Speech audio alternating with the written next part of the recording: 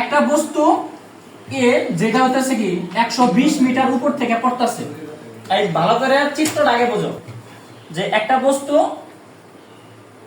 এ ঠিক এ বিন্দু থেকে কি পড়তেছে, আর একটা বস্তু বি কি উপর দিকে কি 30 মিটার পাশ থেকে থেকে কি করতেছে, নিক্ষেপ করতেছে। ঠিক আছে, এখন আমাকে প্রথম যে কোশ্চেনটা করছে, প্রথম কোশ্চেনটা কি করছে যে এ বস্তু ভূমি স্পর্শ করার আগ মুহূর্তে বেগ কত, এটা হচ্ছে না জি স্যার। যে এ বস্তুটা ভূমি স্পর্শ করার আগ মুহূর্তে বেগ কত। তাহলে দেখো এইটার জন্য আমি আলাদা করে প্রথম প্রশ্নের জন্য আলাদা করে একটা চিত্র আঁকাই। মনে করো এরকম একটা বস্তু এ কত মিটার উপর থেকে পড়তেছে, 120 মিটার। 120 মিটার। তাহলে দেখো 120 মিটার উপর থেকে পড়তেছে। একটা বস্তু যখন সর্বোচ্চ উচ্চতায় থাকে, ঠিক আছে, তখন এর আদিবেগটা কত থাকে, 0। মনে করো আমি এই যে একটা মার্কারের যে ক্যাপটা এটা আমি এখানে রাখলাম, তাহলে এখন আদিবেগ কত, 0 না। সিমিলার ভাবে এই বস্তুটা যখন 120 মিটার উচ্চতায় আছে, এর মানে হচ্ছে এর আদিবেগটা হচ্ছে কত, 0। এখন এইটার উচ্চতাটা কত, 120 মিটার। তাহলে এখানে কি কি দেওয়া আছে, আদিবেগ এখানে আদিবেগ দেওয়া আছে কত, 0। এখান থেকে এই পর্যন্ত উচ্চতা কত, 120 মিটার। এখন বলছে ভূমি স্পর্শ করার আগ মুহূর্তে বেগ, তো এইখানে আমার ভি এর মানটা বের করতে হবে, তাই না। তাহলে একটা বস্তু যখন উপর থেকে নিচের দিকে আসবে অথবা নিচ থেকে উপর দিকে যাবে, তখন এখানে কি কাজ করে, মানে ওয়াই অক্ষ বরাবর যদি চলাচল করে তখন এখানে কি কাজ করে, অভিকর্ষ ত্বরণ কাজ করে। তাহলে অভিকর্ষ ত্বরণ যদি কাজ করে তাহলে অভিকর্ষ ত্বরণ জি এর মান হচ্ছে কত, 9.81। তাহলে দেখো আদিবেগ আছে, উচ্চতা আছে, অভিকর্ষ ত্বরণ আছে। তো আমি এখানে যদি ভূমি স্পর্শ করার আগ মুহূর্তে বেগ বের করতে চাই, যে ভূমি স্পর্শ করার আগে বেগ বের করব, তাহলে এখান থেকে আমার কি মান বের করতে হবে, ভি এর মান। এখন একটা জিনিস খেয়াল করো যে এখানে আদিবেগ আছে, উচ্চতা আছে, অভিকর্ষ ত্বরণ আছে, আর বেগ আছে। তাহলে এই যে আদিবেগ, উচ্চতা, অভিকর্ষ ত্বরণ আর শেষ বেগ বের করার জন্য আমরা কোন সূত্রটা অ্যাপ্লাই করতে পারি। দেখো সময় নাই, আমি তোমাদের বলছিলাম যে সময় যদি উল্লেখ না থাকে, যে আদিবেগ শেষ বেগ এগুলো থাকবে কিন্তু সময় থাকবে না, তাহলে কোনটা সূত্র অ্যাপ্লাই করতে পারি, তাহলে আমরা সূত্র অ্যাপ্লাই করতে পারি u square plus 2g h। আচ্ছা এখানে তো আমরা প্লাস দিছি তাই না, এখানে তো আমরা মাইনাসও দিতে পারতাম, কিন্তু কেন প্লাস দিছি। আচ্ছা এটা কে বলতে পারবা যে এখানে আমরা কখন প্লাস ব্যবহার করব কখন মাইনাস ব্যবহার করব।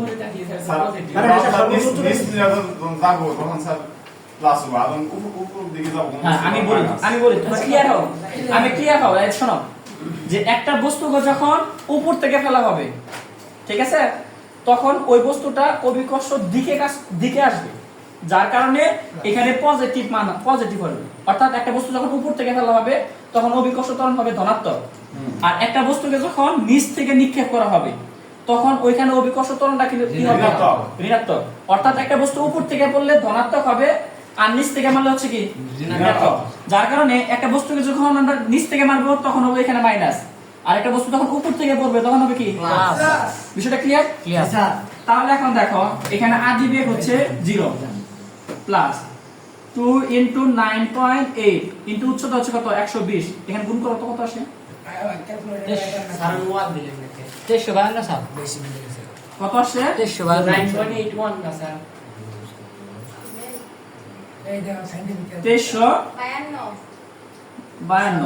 তাহলে দেখো এখানে আমরা যে মানটা বের করলাম এটা হচ্ছে ভি স্কয়ার এর মান, কিন্তু আমার কিসের মান লাগবে, ভি এর মান। তাহলে আমরা লিখতে পারি না যে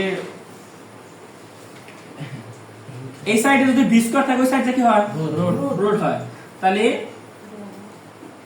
এটার মান কত আসে, 48.49। অর্থাৎ এখানে যখন ভূমি স্পর্শ করার আগ মুহূর্তে বেগ, এই বেগটা কত হবে, 48.49 মিটার পার সেকেন্ড। এটা কি সবাই ক্লিয়ার? এটা কি বুঝতে পারছো? অর্থাৎ ভূমি স্পর্শ করার আগ মুহূর্তে দেখতে হবে কত 48. দ্বিতীয় যে প্রশ্নটা বলছে যে একটা বস্তু বি বিন্দু থেকে 30 মিটার পার সেকেন্ড বেগে উপর থেকে নিক্ষেপ করছে, আর একটা বস্তু 120 মিটার থেকে উপর থেকে ফেলে দিছে, তাই না? তাহলে মনে করো যে একটা বস্তু এখান থেকে ফেলছে, সে কত মিটার উচ্চতা? 120 মিটার। আর একটা বস্তু এখান থেকে উপর দিকে নিক্ষেপ করছে, সেটা কত? 30 মিটার পার সেকেন্ড, তাই না? এখন এই বস্তুটা যদি মনে করো সাপোজ টি সময় পর x দূরত্ব অতিক্রম করে, যে টি সময় পর একটা বস্তু x দূরত্ব অতিক্রম করছে বি বস্তুটা, তাহলে এই বস্তুটা কতটুকু দূরত্ব অতিক্রম করব? 120 মাইনাস x দূরত্ব না? হ্যাঁ, তাহলে বি বস্তু অতিক্রম করতে হচ্ছে x মিটার, আর এই বস্তু 120 মাইনাস x। এই পর্যন্ত ক্লিয়ার হইছে? তাহলে কিন্তু যেহেতু বলছি আমি প্রথমে যে টি সময় পর x উচ্চতায় মিলিত হবে, তাহলে x উচ্চতায় যদি মিলিত হতে চায় তাহলে এই বস্তুটার 120 মাইনাস x দূরত্ব অতিক্রম করতে হবে। আচ্ছা, তাহলে আমি এখানে প্রথমে ধরে নিব যে ধরি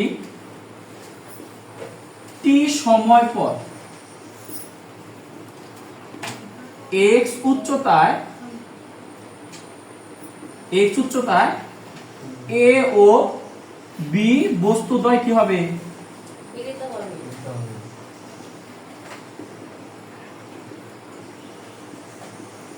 মিলিত হবে।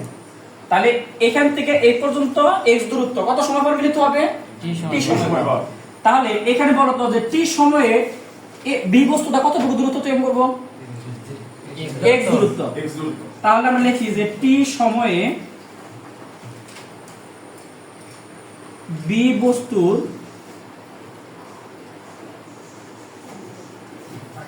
অতিক্রান্ত দূরত্ব x equal to ut minus half of gt square, বা একটা বস্তু উপর দিকে নিক্ষেপ করছে, কত মিটার বেগে নিক্ষেপ করছে? 30 মিটার। তাহলে এখানে দেখো 30t minus half of gt square, এইটা সমীকরণ 1 ধরবো। এখন আমার একটা প্রশ্ন আছে যে আমরা অতিক্রান্ত দূরত্ব নির্ণয় সূত্র তো অনেকগুলি আছে, যেমন ac equal to vt, ac equal to u plus v by 2 into t। আমরা কেন এই সূত্রটা অ্যাপ্লাই করব? এইটার কারণ কি তোমরা কি জানো? এটার কারণ হচ্ছে এইটার কারণ হচ্ছে যে একটা নির্দিষ্ট বেগে একটা বস্তুকে উপর দিকে নিক্ষেপ করছে। এখন একটা বস্তুকে যখন উপর দিকে নিক্ষেপ করব, ঠিক আছে, তখন এখানে কি কাজ করবে? অভিকর্ষ ত্বরণ কাজ করবে। কি কাজ করবে? আর অভিকর্ষ ত্বরণ যদি দেওয়া থাকে তাহলে অটো চয়েস অতিক্রান্ত দূরত্ব নির্ণয়ের সূত্র হচ্ছে কি? x equal to বা ac equal to ut plus half of gt square। যেমন আমরা ত্বরণ থাকলে, আমরা এর আগে যে মানে x অক্ষর ক্ষেত্রে যে ম্যাথগুলো করছি, ত্বরণ থাকলে আমরা সূত্রটা অ্যাপ্লাই করছি না যে ac equal to ut plus half of gt square। Similar ভাবে অভিকর্ষ ত্বরণ যদি কাজ থাকে, অভিকর্ষ ত্বরণ থাকে, তাহলে অবশ্যই সেখানে কি হবে? ওই ac equal to ut plus half of gt square অথবা minus half of gt square। একটা বস্তুকে যদি উপর থেকে ফেলা হয় তাহলে হবে plus half of gt square, আর যদি নিচ থেকে নিক্ষেপ করা হয় minus half of gt square। যেহেতু বি বস্তুটা নিচ থেকে নিক্ষেপ করা হয়েছে, যার কারণে x equal to ut minus half of gt square আছে। ক্লিয়ার? এই পর্যন্ত সবার ক্লিয়ার হয়েছে? এখন সিমিলার ভাবে এই এ বস্তুর অতিক্রান্ত দূরত্ব বের করব, যে t সময়ে বি বস্তুর এ বস্তুর অতিক্রান্ত দূরত্ব। দেখো এই বস্তুটা দূরত্ব কতটুকু অতিক্রম করতে বলো তো? হ্যাঁ, 120 minus x equal to ut plus half of gt square. এখন তোমরা বলো তো যে এখানে আমরা minus half of gt square দিছিলাম, এখানে কেন plus half of gt square হলো? কারণ এই বস্তুটা উপর থেকে পড়ছে, বি বস্তুটা পড়ছিল নিচের থেকে গেছিল, আর এই বস্তুটা কি উপর থেকে, যার কারণে এইটাতে মাইনাস দিছি, এইটাতে কি দিছি প্লাস। এখন তোমরা বলতে পারো এখানে কেন 120 মাইনাস x দিলাম বলো তো? 120 মাইনাস x দিলাম কেন? কারণ এই a বস্তুটা 120 মাইনাস x দূরত্ব অতিক্রম করছে, অর্থাৎ এই 120 মাইনাস x হচ্ছিল a বস্তুর অতিক্রান্ত দূরত্ব। b বস্তুর অতিক্রান্ত দূরত্ব যেমন x, সিমিলার ভাবে a বস্তুর অতিক্রান্ত দূরত্বটা হচ্ছে কত? 120 মাইনাস x। এই পর্যন্ত সবার ক্লিয়ার হয়েছে? আচ্ছা, এখন এখান থেকে যদি আমরা এই যে একটা বস্তুকে যখন উপর থেকে ফেললাম তখন আদিবেগ কত? 0 তাহলে এখানে u এর মান 0 হয়ে যাবে না? জি স্যার তাহলে আমরা লিখতে পারি না যে 120 মাইনাস x ইকুয়াল টু এটুকু পুরোটা 0 plus half of gt square. এই পর্যন্ত সবার ক্লিয়ার হয়েছে? এখন দেখো পক্ষান্তরের যে নিয়মটা, যে এইখান থেকে এইটুকু যদি আমরা এখানে আনি আর x টা যদি বাইর করে দিই, তাহলে আমি সরাসরি একবার লিখতে পারি না যে x equal to 120 minus half of gt square. এই পর্যন্ত লিখতে পারি? এখানে কারো কোনো সমস্যা আছে? এই যে t সময় b বস্তুর অতিক্রান্ত দূরত্ব, t সময় a বস্তুর অতিক্রান্ত দূরত্ব, এই দুইটা সমীকরণের ভিতরে কারো কোনো সমস্যা আছে? তাহলে এইটা 1 নাম্বার সমীকরণ আর এটা হচ্ছে কি 2 নাম্বার সমীকরণ। এই পর্যন্ত সবাই ক্লিয়ার করছো? হ্যাঁ, তাড়াতাড়ি লেখো। স্যার লিখছি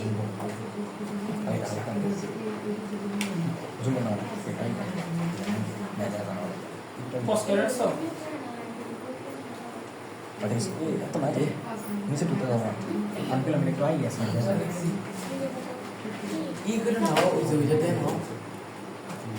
স্যার 120 টা ধরুন এই যে প্রকাণ্ড বোঝার মাইনাস হলো হ্যাঁ, বিষয়টা হচ্ছে হ্যাঁ অর হিসাবটা ক্লিয়ার করে দিই। এই সাইডে এটা প্লাস আছে, এটা যদি আমি সমান সমান আগে আনি তাহলে কি হবে? মাইনাস। তাহলে এই যে সমান সমান আগে আনছি যার কারণে এই যে এখানে minus half of G square, বুঝছো? আবার এই সাইডে মাইনাস x আছে, ওটা যদি পক্ষান্তর ওই সাইড নেই প্লাস, তাহলে এই যে প্লাস হইছে, বুঝছো? যার কারণে এইটা যখন এই সাইড আনছি তখন minus half of G square হইছে, আর x টা যখন ওই সাইড নিছি তখন প্লাস x হইছে। দেখছো? এই পর্যন্ত সব ক্লিয়ার হইছে? হ্যাঁ বলো। স্যার আজ লম্বা স্যার এটা কিছুই দেখি না এটা কত সময় হয়?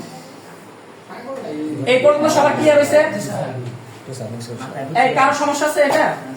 আচ্ছা, এখন একটা জিনিস খেয়াল করো, দুইটা সমীকরণের ভিতরে একটা x = 30t - half of dt square, এটাও x এর মান x, আবার x = 120 - half of dt square, দুইটাই x না? জি স্যার যেহেতু দুইটাই x, তাহলে আমি এই দুইটাকে আমি সমান সমান ধরে লিখতে পারি না?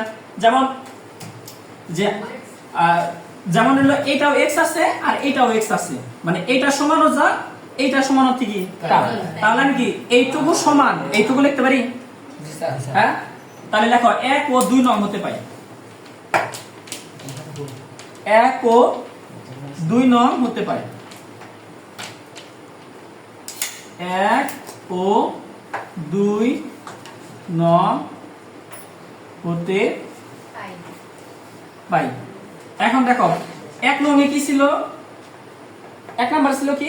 1 নম্বর সমীকরণে 30t minus half of dt square 30t minus half of gt square. এরপরটা কি ছিল? 120 minus Half of half of gt square. এই দুইটা সমীকরণ ছিল তো x সমান, তাহলে এই উভয় পক্ষ থেকে minus half of gt square minus half of gt square বাদ দিয়ে দিতে পারি না? তাহলে আমাদের কি থাকে যে 30t ইকুয়াল টু হচ্ছে কত? 120, বা t ইকুয়াল টু 120 ভাগ 30। তো এটা যখন আমরা কাটে দেই কত কত আসে? 0 3 4 হচ্ছে কত? 12। তাহলে 4 সেকেন্ড আসে না? 4 সেকেন্ড আসে। তাহলে আমি কিন্তু প্রথমেই বলছিলাম যে যে t সময় পর অর্থাৎ 4 সেকেন্ড পর হচ্ছে কি a ও b বস্তু দ্বয় মিলিত হবে। এখন পার্থিপক্ষে মিলিত হবে কিনা এই মানটা বের করতে গেলে আমার কি করতে হবে? এই t এর মানটা যে কোনো একটা সমীকরণে বসাই দিয়া ওইখান থেকে x এর মানটা বের করতে হবে। তাহলে t এর মানটা যে কোনো 1 নাম্বার অথবা 2 নাম্বার সমীকরণে বসাই দিয়া x এর মান বের করতে হবে। এই t এর মানটা যে কোনো একটা সমীকরণে 1 নাম্বার সমীকরণে বসালে যে মান আসবে 2 নাম্বার সমীকরণের মানও তাই আসবে, কারণ দুইটাই x। তাহলে এই t এর মানটা যে কোনো একটা সমীকরণে বসাই দিয়া x এর মান বের করো। 6। হ্যাঁ, তাহলে করো 21.6। তাহলে আমরা লিখলাম যে t এর মান 1 নং এ বসাই। তাহলে আমার ছিল হলো x ইকুয়াল টু ইউ এর মান হচ্ছে 30 into 4 minus half into 9.81 into 4 square. এটার আনসারটা কত আসে দেখো তো, হিসাব করে কত আসে? 41.6 মিটার। অর্থাৎ এ ও বি বস্তুদ্বয় 41.6 মিটার উচ্চতায় কি হবে? হবে।